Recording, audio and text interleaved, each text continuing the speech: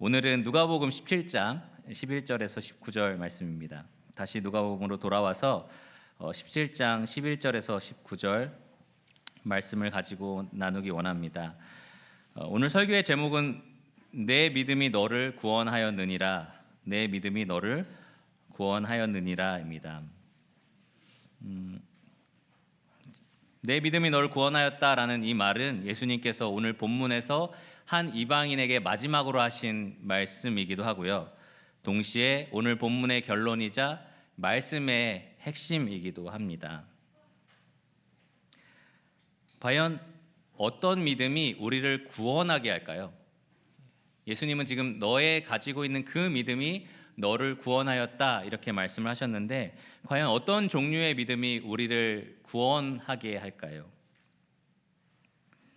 예수님은 오늘 사건 이전에도 믿음에 대해서 말씀을 하셨습니다. 사도들이 주님 우리에게 믿음을 더하소서라고 요구를 했었는데요. 그때 예수님께서는 너에게 진짜 필요한 것은 믿음의 양이 아니라 가지고 있는 믿음의 질이다 이렇게 말씀을 하셨습니다. 진실된 믿음이라면 그것이 겨자씨만할지라도 위대한 일을 이룬다 이렇게 말씀을 하셨습니다. 오늘 본문에서도 그 위대한 믿음이 무엇인지를 우리에게 설명하고 계십니다. 사람의 영혼을 구원하는 것만큼 위대하고 놀라운 일은 없습니다. 근데 그 놀라운 일을 이루는 믿음이 무슨 믿음인지 오늘 기록된 사건은 우리에게 말해줍니다. 그래서 오늘 이 말씀을 통해서 혹시 여러분들이 가지고 있는 믿음이 과연 이 참된 믿음인지 스스로 점검하는 시간이 되기를 원합니다. 혹시 이 진실된 믿음을 가지고 계신 분이라면 이 믿음에 합당한 반응을 하고 내가 그 믿음에 따라서 살고 있는지 한번 돌아보는 시간이 되기를 원합니다. 먼저 말씀을 읽겠습니다. 17장 11절입니다. 예수께서 예루살렘으로 가실 때에 사마리아와 갈릴리 사이로 지나가시다가 한 마을에 들어가시니 나병 환자 10명이 예수를 만나 멀리 서서 소리를 높여 이르되 예수 선생님이여 우리를 불쌍히 여기소서 하거늘 보시고 이르시되 가서 제사장들에게 너희 몸을 보이라 하셨더니 그들이 가다가 깨끗함을 받은지라. 그 중에 한 사람이 자기가 나은 것을 보고 큰 소리로 하나님께 영광을 돌리며 돌아와 예수의 발 아래에 엎드려 감사하니 그는 사마리아 사람이라. 예수께서 대답하여 이르시되 10사람이 다 깨끗함을 받지 아니하였느냐? 그 9은 어디 있느냐? 이 이방인 외에는 하나님께 영광을 돌리러 돌아온 자가 없느냐? 하시고 그에게 이르시되 일어나 가라. 내 믿음이 너를 구원하였느니라 하시더라. 먼저 우리는 이 본문에서 믿음이 있었던 10명의 나병 환자를 만납니다. 오늘의 사건은 이 예수님께서 11절에 기록된 것처럼 예루살렘을 향하여 가시는 과정 중에 일어난 사건입니다. 이 누가는 9장 51절에 예수님께서 승천할 기약이 차감해 예루살렘으로 향하여 가시기를 굳게 결심하였다 이렇게 기록을 하였습니다. 그게 9장 51절이었는데요. 언제 예수님이 예루살렘으로 나귀를 타고 입성하실까요? 몇 장 정도에 그것이 기록되었다라고 생각하십니까? 지금까지 저희가 누가복음 살펴봤지만 아직은 아니죠. 19장 28절이 되어서야 예수님이 나귀를 타고 예루살렘으로 입성하십니다. 9장 51절에서 19장까지 거의 10장에 가까운 내용 동안 이 누가는 예수님이 갈릴리를 떠나서 예루살렘으로 향하여 가는 그 과정을 기록하고 있습니다. 처음에 데오빌로 각하에게 기록을 하면서 제가 예수에 대해서 있었던 일들을 자세히 살펴보고 차례대로 기록하여 보고합니다 라고 말을 했는데요. 사실 이 누가는 이 갈릴리에서 예루살렘까지 예수님이 정확하게 어느 지역에서 어디로 옮겨가셨다라고 기록하지는 않습니다. 여러분 지금까지 쭉 들어보셨지만 누가가 어느 지역에서 예수님이 말씀하셨고 어디에 가셨고 이런 기록들을 자세히 우리에게 남겨주진 않았습니다. 누가의 이 핵심은 이 관심은 이 어디로 예수님이 가셨냐라기보다는 그 모든 과정 중에서 예수님이 가르치신 내용이 무엇이었냐, 교훈하신 내용이 무엇이었냐라는 겁니다. 지리적인 관심보다는 이 핵심적인 교훈에 더 관심을 두고 있었습니다. 그래서 대부분의 본문에서는 이 10장의 내용 중에 지리적인 정보를 많이 제공하지는 않습니다. 근데 오늘은 이 누가가 그 정보를 제공합니다. 이 11절 말씀에 보면 어디로부터 어디로 가고 있는 중에 어디에서 일어난 일이다라고 분명하게 말을 합니다. 바로 사마리아와 갈릴리 사이를 지나가실 때, 이렇게 기록을 합니다. 사마리아가 있고 갈릴리가 있는데 어디가 더 북쪽에 있을까요? 찍으시면 됩니다. 50%입니다. 갈릴리. 사마리아가 갈릴리보다는 남쪽에 있습니다. 예수님이 지금 예루살렘을 향하여 가고 계시죠? 예루살렘은 유대 지역에 있는데 유대 지역은 어디에 있을까요? 이 중간에 있는 사마리아 밑에 있습니다. 그래서 유대인들이 갈릴리에서 이 예루살렘을 향하여 이 절기를 지키러 갈 때마다 무슨 특별한 일이 있을 때마다 내려가게 되는데, 보통 이 사마리아를 통과하지 않고 우회해서 요단강 그 길을 쭉 따라 내려와서 예루살렘을 향하여 갑니다. 한마디로 사마리아를 한번 돌아서 가게 되는 건데요. 지금 예수님께서 바로 그 길을 택해서 가고 계시는 중이었습니다. 이 갈릴리 남쪽으로 내려오셔서 사마리아와 붙는 그 지점을 통과해서 이 동쪽을 향하여 지금 가고 계시는 중이었습니다. 그러다가 12절 말씀처럼 한 마을로 예수님이 들어가셨습니다. 그 마을로 들어가시자 거기에서 예수님을 마치 기다리고 있었던 것처럼 나병 환자 10명이 예수님을 만나게 됩니다. 혹시 여러분 나병 환자가 어떤 병자인지 아십니까? 어르신들은 좀 아실 거고 아이들은 잘 모를 수도 있습니다. 오늘날에는 이 병을 나병이라고 잘 부르지 않고요, 한센병이라고 부릅니다. 이 성경에 기록된 이 나병이라는 표현은 여러 종류의 피부병을 다 포함할 수 있는 단어이지만, 특별히 여기 본문에 나오는 나병은 우리가 오늘날 부르는 한센병과 같은 병입니다. 제가 성경을 이걸 가지고 있는데요. 그 이전 성경을 펴서 같이 보니까 거기에는 문둥병이라고 나오더라고요. 문둥병은 순 우리말이고 나병은 한자에서 가져온 거고, 한센병은 오늘날 우리가 부르고 있는 병명입니다. 모두가 같은 병을 가리키고 있는데요. 의학적인 정보를 살펴보니까 이렇게 기록되어 있습니다. 피부 및 점막, 안구에 발진과 각종 염증을 일으키고 피딱지와 출혈 징후를 보이며 해당 부위에서 감각을 잃어버리거나 반대로 과민하게 감각을 느끼게 되는 전염병이다. 사실 이렇게 읽었을 때는 어느 정도로 심각한지 잘 모르실 겁니다. 쉽게 한마디로 말하면 몸은 살아있는데 이 나균에 의해서 감염이 되어서 그 부위들이 썩어져 가는 병입니다. 살아있지만 몸은 점점 부패되고 썩어져 가는 병입니다. 산채로 부패하는 병입니다. 몸이 썩어서 냄새가 나고 문드러지고 진물이 나오고 이런 상태이지만 그 부위에 대한 감각이 없기 때문에 본인은 느끼지 못하는 아주 무서운 질병입니다. 실제로 이 병이 심각하게 진행이 되면 내 발에 못이 박히고 발목이 꺾이고 팔이 끊어지고 해도 그 사람은 고통을 느끼지 못합니다. 자신이 몸이 썩어서 점점 죽어가고 있는데도 그것을 스스로 감지하지 못하는 아주 심각한 병입니다. 이 아이들은 아마 그러한 병에 대해서 직접 눈으로 본 적이 없어서 잘 모르실 텐데요. 혹시 여러분 이 좀비 영화 같은 거 보셨습니까? 거기에 등장하는 사람들의 모습처럼 아주 흉측하게 피부가 변해가고 썩어져서 점점 팔이 떨어져 나가고 하는 그러한 병이 바로 이 나병입니다. 특별히 이들은 아주 심각한 지경에 이른 나병 환자였습니다.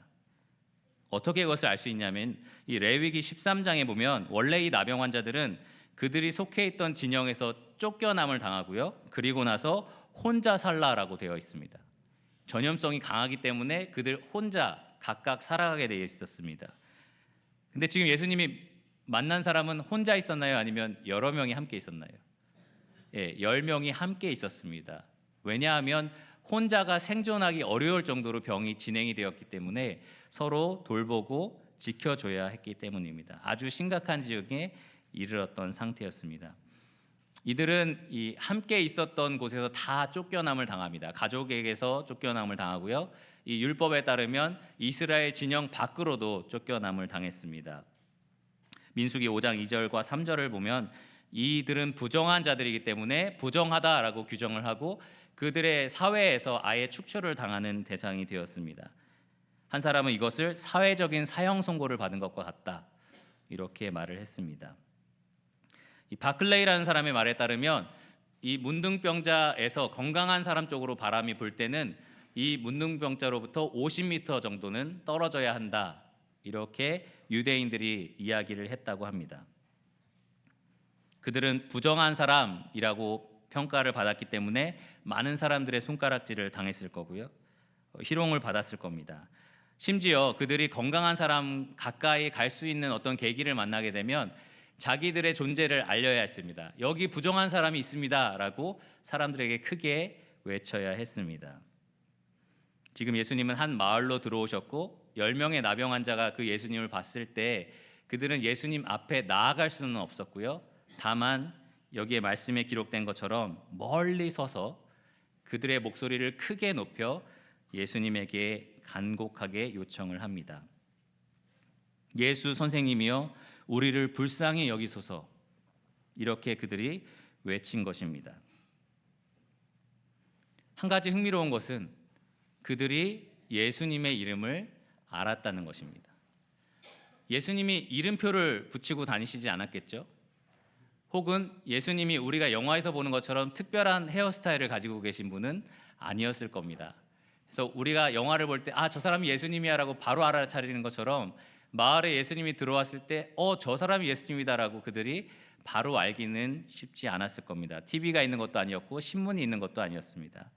그러나 그들은 예수에 대한 이름을 분명하게 알고 있었습니다. 왜냐하면 그 갈릴리 지역에 예수님 사역을 하면서 그분에 대한 소문이 널리 퍼졌기 때문입니다. 특별히 누가복음 5장에 보면 온 몸에 나병이 걸린 환자를 예수님이 치료를 하십니다. 내가 원하니 깨끗하게 되라 라고 하면서 깨끗하게 치료를 해주셨습니다. 그리고 나서 누가의 기록에 따르면 이 예수에 대한 소문이 더욱 퍼져서 수많은 무리가 말씀도 듣고 자기 병도 고침을 받고자 하여 모여들었다, 이렇게 기록을 합니다. 그 나병 환자가 나았다라는 소식을 이 10명의 환자가 들었다면 어떤 마음이었을까요? 거기에 정말 우리의 소망이 있겠다. 저분이 우리에게 오신다면 우리는 희망이 있다. 우리도 깨끗하게 고침을 받을 수 있겠다. 그러한 기대가 있었을 겁니다. 그들이 소망하고 너무나 기다렸기 때문에 이 예수에 대한 이야기들을 계속해서 기억했을 거고, 이 예수님이 들어오자마자 그분이 누군지를 바로 알아차릴 만큼 그들이 이 예수님을 기다렸던 것입니다. 더 나아가서 그들은 예수님을 선생님이여 라고 부릅니다. 이 성경에 보면 선생님이라고 예수님을 부른 사람들이 참 많이 나오는데요, 특별히 누가복음에 이 나병 환자가 쓴 선생님이라는 단어는 특별한 단어입니다. 성경 전체에서, 특별히 신약 성경에서 이 선생님이라는 표현은 오직 누가만 사용을 했고요, 그것도 누가복음에서만 사용을 했고, 총 7번 중에 이 한 경우를 제외한 나머지 6번은 제자들이 예수님을 주여라고 부를 때 사용되었습니다. 이 호칭 하나로 우리가 모든 걸 파악할 수 없지만 적어도 이 10명의 나병 환자들은 예수님을 평범한 사람 혹은 그냥 랍비 수준으로 생각한 것이 아닙니다. 주님으로, 이 제자들이 주를 고백했던 그 고백의 의미를 담은 그러한 마음으로 예수님을 생각했을 것입니다. 예수님을 의지할 수 있고 신뢰할 수 있는 분으로 그들이 받아들였습니다. 예수님이 가지신 능력이라면 우리의 질병을 고치실 것이다 라는 그러한 믿음은 이들이 가지고 있었습니다. 그래서 그들이 예수님께 우리를 불쌍히 여겨주십시오 라고 간곡하게 요청한 것입니다. 이것은 우리가 지금 가난하니 빵을 주십시오, 한번 어루만져 주십시오라는 의미가 아니라 우리를 고쳐주십시오라는 직접적인 요청입니다. 이 예수님이 주님으로서 자신들을 고칠 수 있는 능력이 있다, 그것을 그들이 믿었기 때문입니다. 예전에 온 몸이 나병으로 둘러싼 한 환자를 예수님이 만났을 때 그 환자는 예수님께 이렇게 말했습니다. 주여, 원하시면 나를 깨끗하게 할 수 있습니다. 그때 예수님은 그 나병 환자에게 내가 원하노니 깨끗함을 받으라, 이렇게 말씀을 하셨습니다. 그가 그 자리에서 깨끗함을 받자마자 예수님이 자 그럼 너가 제사장에 가서 몸을 보여라 이렇게 그 나병 환자의 병을 고쳐주셨습니다. 이 10명의 경우 예수님이 어떻게 그 병을 고쳐주실까요? 그들은 분명히 예수가 누군지 알았고 예수님에 대한 기본적인 신뢰와 믿음이 있었습니다. 그분의 능력에 대한 믿음이 있었습니다. 과연 예수님은 이 환자들을 어떻게 고쳐주셨을까요? 14절 한 절에 우리가 그 고치는 장면을 발견하게 됩니다. 먼저 예수님은 그들이 크게 소리 지르는 것을 들으셨을 거고요. 곧 이어서 그들을 보셨습니다. 예수님은 그들을 바라보시면서 어떤 생각을 가지셨을까요? 아마도 불쌍히 여기는 마음, 그들이 요청했던 것처럼 이 동정하는 마음을 품으셨을 겁니다. 그들이 오랜 세월 동안 사회적으로 격리됐던 것, 가족들과 떨어져 있었던 그런 슬픔들, 그리고 그 육체의 질병으로 괴로워했던 고통들, 그러한 것들을 예수님 충분히 이해하시고 불쌍히 여기는 마음을 가지셨을 겁니다. 그랬다면 내가 원하노니 깨끗함을 받으라 라고 하셔도 되잖아요. 근데 예수님은 이렇게 말씀하십니다. 가서 제사장들에게 너희 몸을 보여라. 이 레위기 14장 말씀에 따르면 이 나병 환자가 깨끗하게 되었을 때 제사장을 통해서 공식적으로 정결하게 된 것을 선포하게 되어 있습니다. 그들이 깨끗하다, 내 몸이 지금 깨끗하게 되었다라고 판단하면 제사장에게 가서 검사를 맡습니다. 제사장이 쭉 검사를 한 다음에 정말 깨끗하구나라고 결정이 되면 이 정결한 새 2마리를 잡고요. 백향목과 홍색실 우슬초로 이 잡은 새의 피를 이 나병 환자들에게 뿌리면서 정결하다라고 외치게 되어 있습니다. 7번 그렇게 뿌리게 되어 있고요. 그 이후로도 옷을 빨고 모든 털을 밀고 온몸을 깨끗하게 씻어야 했습니다. 그리고 나서 또 희생 양을 잡아서 마지막으로 하나님께 드리면 그것으로 공식적으로 이 사람은 깨끗하게 된 사람이 되는 것입니다. 자기가 속한 사회, 자기가 속한 가정으로 돌아가는 그러한 과정들이 있었습니다. 회복되는 과정이었는데요. 그 모든 것의 전제 조건은 딱 하나입니다. 그가 진짜 나병으로부터 깨끗하게 된 것입니다. 근데 예수님은 지금 깨끗하게 될지어다라고 하시거나 깨끗하게 된 상태를 확인하게 하시지 않았습니다. 그냥 가서 제사장들에게 몸을 보여라 이렇게 말씀을 하셨습니다. 여러분들이 나병 환자라면 어떤 생각이 들까요? 예수님 제 손이 지금 보이지 않으시나요? 이 썩어서 문드러지고 있는 몸이 보이지 않으시나요? 지금 냄새가 이렇게 심하게 나는데 그게 나지 않으시나요? 이 상태로 제사장에게 가라고요? 지금 일반 사람들에게 접근할 수도 없는데 제사장에게 가서 확인하라고요? 라는 생각이 들지 않았겠습니까? 먼저 깨끗하게 해주시고 나서 그러면 저희가 제사장에게 가겠습니다. 충분히 이런 생각을 할 수 있는 그러한 상태였습니다. 그런데 예수님이 가서 제사장에게 너희 몸을 보여라 이렇게 말씀하실 때는 이러한 의미가 포함되어 있습니다. 너희가 나를 믿고 제사장을 향하여 간다면 너희가 가는 그 길 중에 내가 반드시 너희를 고쳐줄 것이다. 그러니 내 말을 믿고 가라 라는 겁니다. 예수님은 그들의 믿음을 보기 원하셨습니다. 정말 예수님을 믿는 사람들인지, 이 예수님이 자신들의 병을 고칠 수 있다라고 믿고 있는 사람들인지 그 증거를 보기 원하셨습니다. 이 10명의 환자들에게 그러한 증거가 있었을까요? 그러한 믿음이 있었을까요? 14절의 말씀에 보면 그랬습니다. 이 10명의 나병 환자 모두가 이 예수님의 말씀 그대로 따랐습니다. 예전에 나병 환자였던 유명한 사람이 있죠. 나아만 장군. 그는 요단강에 몸을 잠궈라 라고 했을 때 뭐라고 했죠? 내가 있던 그 지역에 이러한 곳이 없어서 내가 이런 데 와서 몸을 담궈야 되느냐? 그러한 말들을 했습니다. 그런데 여기 10명의 환자들은 나아만보다는 조금 더 좋은 믿음을 가지고 있는 것 같습니다. 이런 상태에서 어떻게 제사장에게 갑니까? 라고 요구하지 않고 모두가 이 예수님 말씀 그대로 순종했습니다. 그리고 제사장을 향해서 출발했습니다. 그 결과 14절의 말씀에 따르면 모두 깨끗함을 받았습니다. 이 말씀의 표현을 문자적으로 번역을 하면 이렇습니다. 출발하자 그들이 깨끗함을 받았다. 이 표현을 한번 잘 생각해 보십시오. 깨끗함을 받았다. 그들은 누구로부터 이 깨끗함을 받은 것일까요? 누가 이들에게 이 깨끗함을 받는 능력을 베푸신 걸까요? 그런 긍휼을 지금 베푸신 걸까요? 바로 예수 그리스도입니다. 그분이 그들을 긍휼하게 바라보시고 능력으로 병을 깨끗하게 고쳐 주신 것입니다. 그들의 온 몸을 둘러싸고 있었던 이 흉측한 질병이 이 예수님의 말씀에 따라서 그들이 순종할 때, 그 믿음으로 한 걸음을 내딛었을 때 모두 사라져 버렸습니다. 10명의 나병 환자 모두 예수님을 주라고 불렀습니다. 이 10명의 환자 모두가 예수님을 믿음을 가지고 바라보았습니다. 이분이라면 우리 병을 고칠 것이다 라는 확신이 있었습니다. 그들 모두가 예수님이 제사장에게 가라라는 명령을 하셨을 때 바로 순종했습니다. 그들 모두가 깨끗함을 받았습니다. 그러면 그들 모두가 영혼을 구원하는 믿음을 가지고 있었을까요? 진실된 믿음, 참된 믿음, 오늘 우리가 이야기하고 있는 그러한 영혼을 구원하는 참된 믿음을 이 10명 모두가 가지고 있을까요? 사실 이 복음서의 저자들은 예수님이 병을 고쳐주셨고 그래서 그 사람이 영광 돌리면서 떠났다라는 내용으로 대부분 기적의 이야기를 마칩니다. 근데 오늘의 본문의 절반 이상을 아직 누가는 말하고 있지 않습니다. 그 내용을 통해서 참된 믿음이 무엇인지 말해주고 싶었기 때문입니다.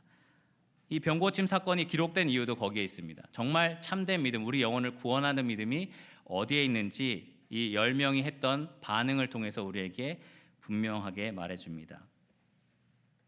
15절부터 우리는 그 반응을 볼 수 있는데요. 이 10명의 나병 환자 중에 한 사람이 자기가 나은 것을 보았습니다. 이 나병은 피부병이기 때문에 겉으로 확실하게 드러나는 병입니다. 그래서 그들이 병이 나았다라는 것을 눈으로 확인할 수 있을 정도였습니다. 특별히 그들의 병이 아주 심각한 지경에 이르렀었고 육안으로 확인되는 경우였는데 나아만 장군처럼 아마 어린아이같이 깨끗한 피부로 회복되었을 겁니다. 그렇게 변화됐을 때 이 사람들은 분명하게 나았다라는 것을 확신할 수 있었습니다. 그리고 나서 그가 가장 먼저 했던 행동이 무엇일까요? 이 15절에 보시면 그가 나았다는 것을 확인한 순간 무엇을 하였습니까? 큰 소리로 하나님께 영광을 돌리면서 그 다음 구절이 중요합니다. 어떻게 했죠? 돌아왔습니다.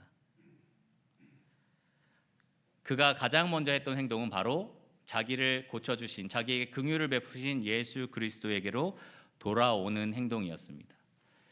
자기를 고쳐주신 것에 대해서 너무나 감사하고 하나님께 영광을 돌렸지만 그 찬양과 감사를 하는 행동을 하면서도 그는 예수님을 향해서 돌아오고 있었습니다. 여기서 질문이 있습니다. 그러면 나머지 9명은 자기가 깨끗해진 것을 몰랐을까요? 오직 이 사람만 확 깨끗해지고 나머지 9명은 제사장에게 가는 동안 조금씩 깨끗해지고 있는 상태였을까요? 그렇지 않았을 겁니다. 혹은 10명이 함께 제사장을 향해서 가고 있었다라고 한다면 이 한 사람이 자기가 나은 것을 보고 아무도 모르게 뒷걸음치면서 몰래 좋아하면서 예수님께 가고 있었을까요? 여러분 한번 생각해 보시죠. 이 사람들이 나이가 얼마나 되는지 모르지만 이런 죽을 병에 걸린, 몸이 썩어가는 병에 걸렸는데 한 번에 깨끗함을 입었을 때 어떤 감정이 들겠습니까? 아마 많은 생각들이 머릿속에 있었을 겁니다. 자기가 오랫동안 거절당했던 그 서름이 올라왔을 거고, 가족들을 보지 못한 그리움들이 생각이 났을 거고, 사람들로부터 격리되었던 그런 슬픔들이 기억이 났을 겁니다. 그리고 자기가 고장난 몸을 가지고 있었는데 이제 새롭게 된 육체를 가진 그 기쁨도 흘러 넘쳤을 겁니다. 아마 새롭게 된 살을 보면서 바로 눈물이 쏟아지지 않았을까, 입에서 그냥 찬양이 터져나오지 않았을까라고 생각합니다. 나머지 9명도 그것을 동일하게 경험했다면 조용히 그냥 가던 길을 가진 않았을 겁니다. 이 9명도 충분히 기뻐했을 겁니다. 서로 얼싸안았을 거고 춤을 추면서 아마 기뻐했을 겁니다.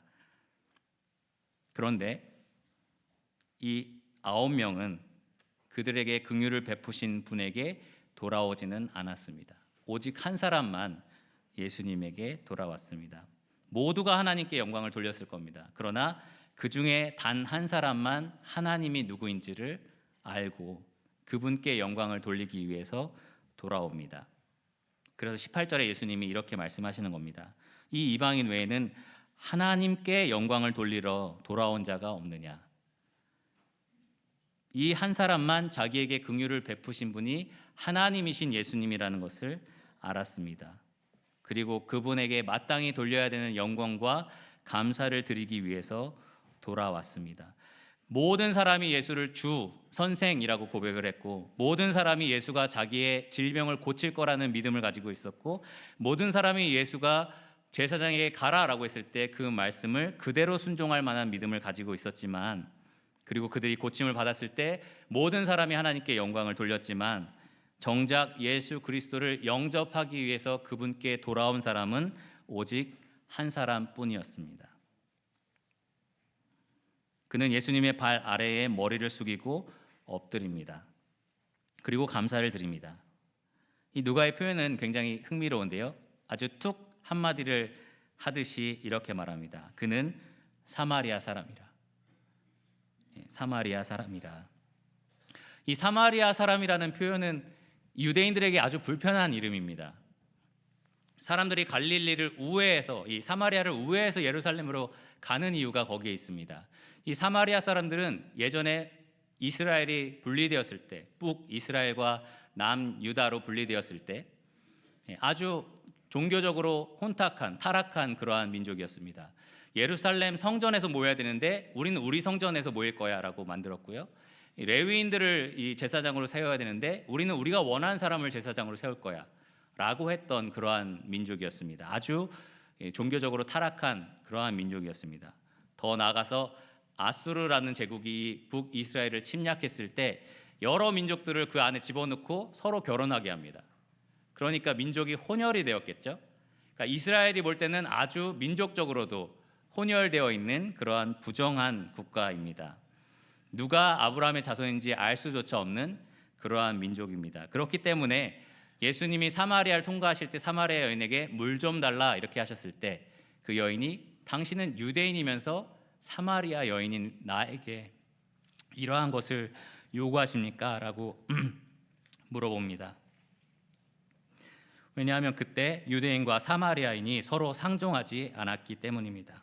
당시 유대인들에게 있어서 사마리아인은 세리, 죄인, 자기 몸을 파는 여인들, 이런 사람들처럼 이방인, 그들과 함께 섞여 있는 그런 죄인의 부류에 속해 있는 사람들이었습니다. 이 예수님을 반대하는 바리새인들, 율법 교사들, 그러한 사람들이 예수님을 반대했던 이유 중에 하나가 거기에 있습니다. 당신은 하나님의 아들로서 이 이스라엘을 위해서 온 선지자면서 어떻게 저런 세리, 죄인들과 함께 어울릴 수 있느냐? 이스라엘 백성인 우리와 어울려야 되는 것이 아니냐? 그것이 이 유대인들의 관점이었습니다. 당신이 이스라엘 백성을 위해 온 이스라엘의 메시아라면 이스라엘 참 백성들과 어울려야 되는 것이 아니냐? 그러한 생각을 가지고 있었습니다. 그런데 정작 이 많은 유대인들은 여기에 나와 있는 9명의 나병 환자처럼 이 예수님이 하는 모든 기적과 가르침에 대해서 하나님께 영광을 돌리면서도 정작 예수님은 영접하지 않았습니다. 그 놀라운 기적을 눈으로 목격하고 가르침을 경험하면서도 하나님께 영광을 돌리면서도 예수는 받아들이지 않았습니다. 오히려 이 한 이방인처럼 죄인들, 세리들, 몸을 파는 여인들, 가난한 자, 병든 자, 사마리아인, 이방인들, 유대인들이 죄인이라고 손가락질하는 그 사람들이 이 예수님을 영접하는 그러한 반응들을 보였습니다. 바로 이것이 이 본문에서 말하고 있는 진실된 믿음입니다. 예수님을 통해서 얻는 그 많은 유익들, 기적들에 그냥 놀라고 감사하고 영광 돌리는 것으로 끝나는 것이 아니라 그 모든 것을 행하시는 예수님을 영접하는 믿음입니다. 이 한 나병 환자는 예수님께 나왔고요. 절을 하고 감사를 드렸습니다. 그때 예수님이 그에게 물으십니다. 10사람이 다 깨끗함을 받지 아니하였느냐? 그 9은 어디 있느냐? 이런 말과 같습니다. 모두 똑같이 긍휼함을 맛보지 않았느냐. 모두가 다 썩어가는 몸을 가지고 있었는데 어린아이같이 새로운 살로 완전한 기적을 맛보지 않았느냐. 모두가 다 고침을 얻지 않았느냐.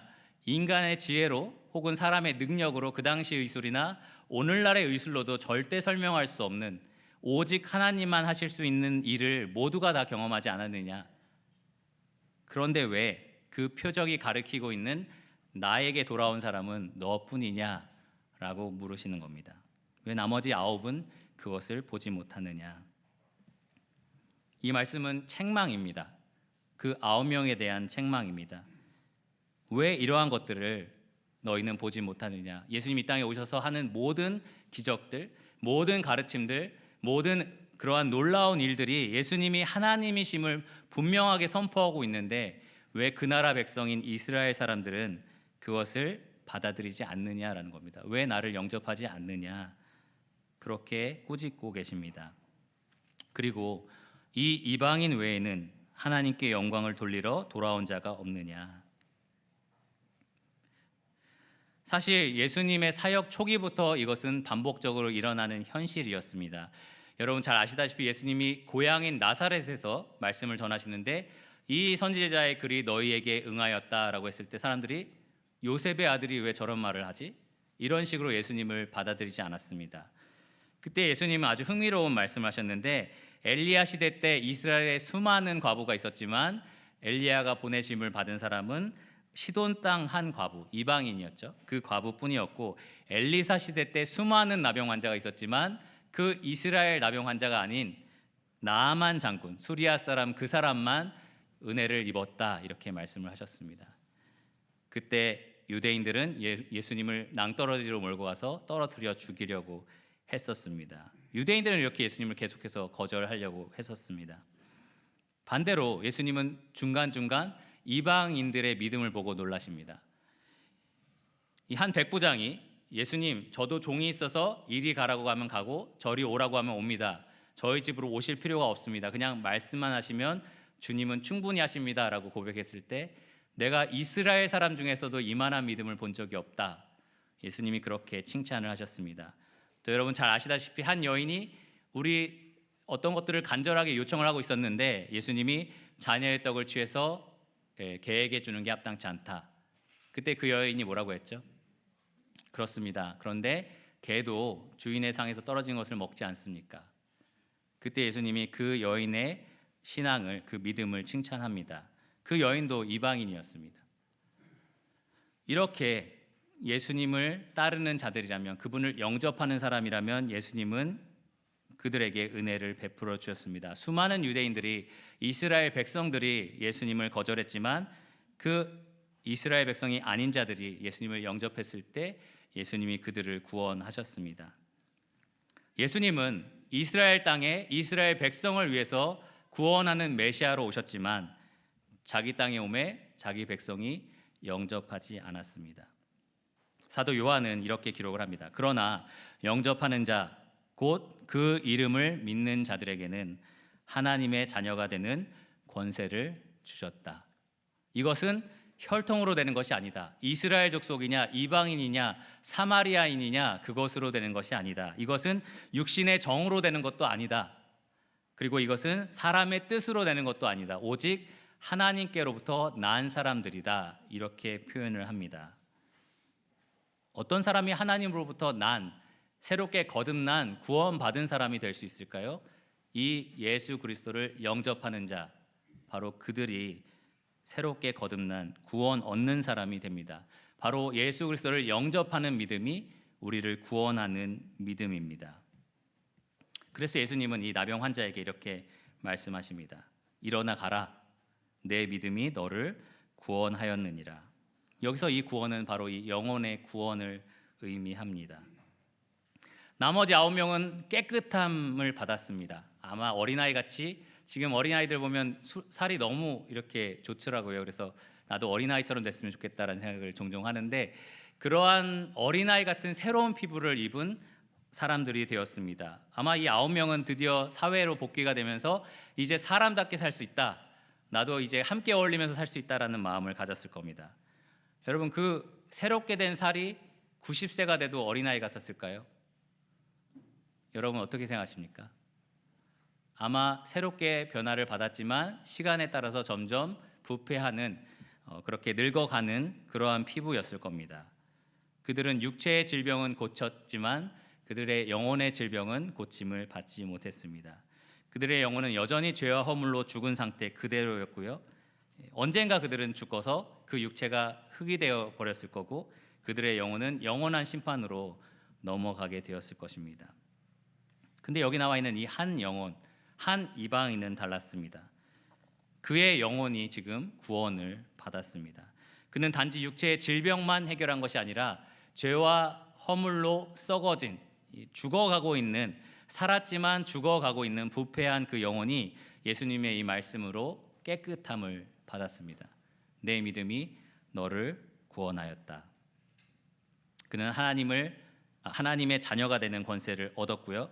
그의 혈통은 사마리아인이었고 그는 사회적으로 사형 선고를 받은 사람이었고 그는 자기의 계획과 뜻으로는 예수님 앞에 나아갈 수도 없는 존재였지만 그의 믿음, 예수 그리스도를 영접하는 그 믿음 하나로 구원을 얻었습니다. 바로 이것이 참된 믿음입니다. 예수 그리스도를 영접하는 믿음입니다. 그분을 영접한 자들은 이러한 반응을 보입니다. 그분께로 돌아오고요. 그분께 감사와 영광을 돌리고 찬양을 드리는 겁니다. 사도 요한은 오늘의 내용을 간단하게 이렇게 요약했습니다. 요한일서 5장 12절에 아들이 있는 자에게는 생명이 있고 하나님의 아들이 없는 자에게는 생명이 없느니라. 아들을 영접한 자 생명이 있고 그 아들을 영접하지 않은 자 생명이 없습니다. 영생은 이 예수 그리스도를 아는 사람, 관계가 맺어지고 체험적으로 경험하면서 알아가는 사람들에게 주어집니다. 그 아들을 영접한 사람들에게만 오직 이 영원한 생명, 구원이 주어지는 것입니다. 이제 마지막으로 적용을 말씀을 드리기 원합니다. 우리 모두는 사실 영적으로 이 나병 환자들과 같습니다. 우리 영혼은 살아있지만 죽은 것과 같습니다. 아까 들었던 특송처럼 나는 나를 너무나 좋아합니다. 너무나 교만하고요. 죄를 너무나 사랑하는 존재입니다. 이 정상적인 육체를 가진 사람이 아닌 나병 환자들은 몸이 부패하지만 그걸 감각적으로 못 느낍니다. 마찬가지로 우리는 영혼이 굉장히 뒤틀려 있고 죄로 타락해져 버렸지만 우리 스스로 그것을 감지하지 못하는 치명적인 영적 질병을 앓고 있는 사람들입니다. 이 질병은 비극적이게도 살아있는 동안 삶을 낭비하게 하고 죽어서는 영원한 멸망에 이르게 합니다. 바로 그것을 해결하기 위해서 이 예수 그리스도께서 이 땅에 오셨습니다.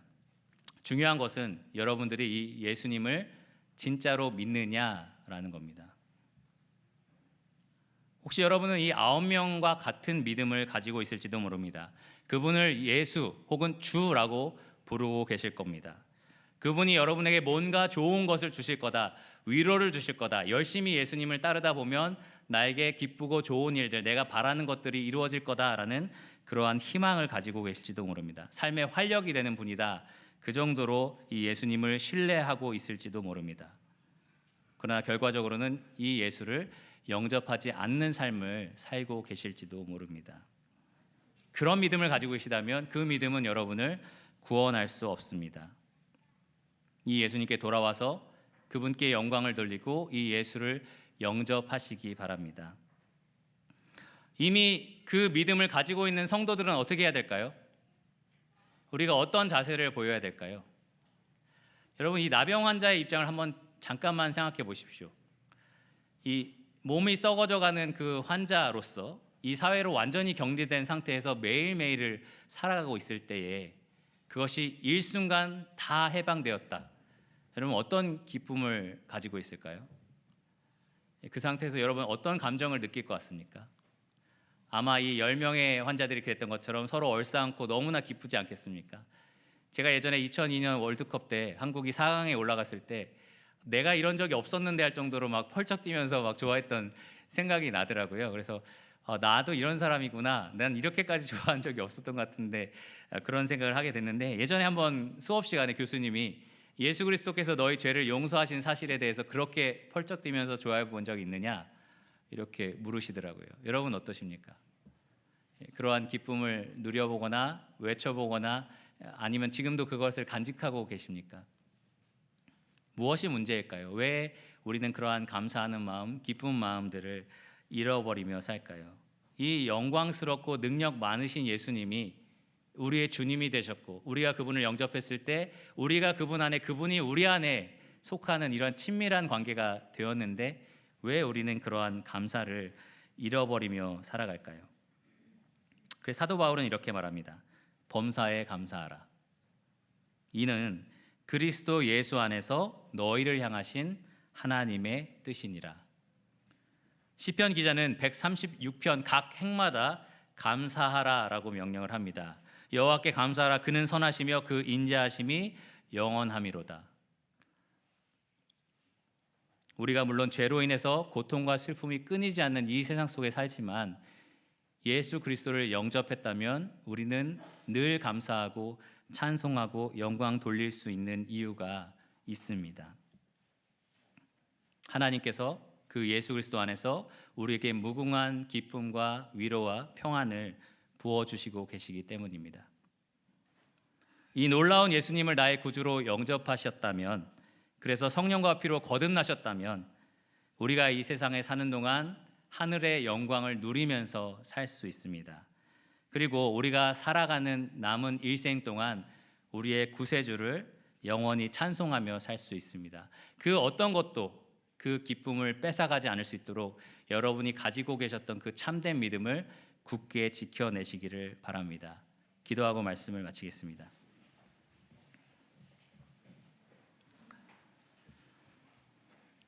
주님, 오늘 이 말씀을 통해서 우리의 믿음이 어디에 있는지 다시 한번 생각을 해봅니다. 10명이 똑같이 고침을 받았지만 단 한 사람만이 예수님께 나와서 영광을 돌리는 장면을 보면서 과연 우리의 믿음이 어디에 있는지 다시 한번 생각을 해봅니다. 주님, 우리가 주님이 누구신지를 알고 그분을 영접하며 영원한 즐거움과 기쁨을 누리는 자들로서 세상에 있는 여러 가지 이유들로 이 기쁨을 빼앗기지 않을 수 있도록 도와주시기를 원합니다. 주님, 또한 이 가운데 아직 이 믿음이 없으신 분들은 예수 그리스도를 영접하는 믿음을 허락하여 주셔서 하나님께로부터 난 거듭난 신자가 될 수 있도록 주께서 은혜를 베풀어 주시기를 원합니다. 우리에게 참된 믿음을 주신 하나님께 모든 영광을 돌려드리며 예수 그리스도의 이름으로 감사하며 기도드렸습니다. 아멘.